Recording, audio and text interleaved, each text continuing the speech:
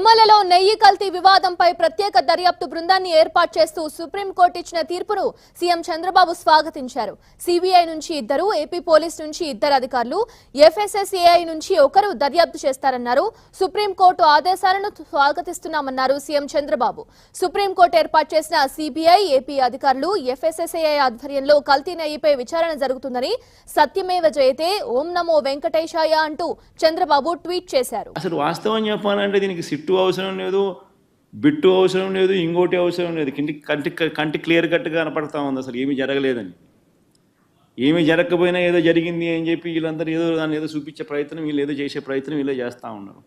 అలా ఏమీ జరగలేదు అని చెప్పే కార్యక్రమం వీళ్ళంతా కలిసికట్టుగా ఇవే చూసి ఇవే మాట్లాడి ఇవే చూసి ఇవే చెప్పాలి. అంతే కదా జరగాల్సింది. ఏమి జరగకపోయినా కానీ జరిగింది అని ఒక అబద్ధాన్ని రెక్కలు కట్టించి దాన్ని అబద్ధం జరిగింది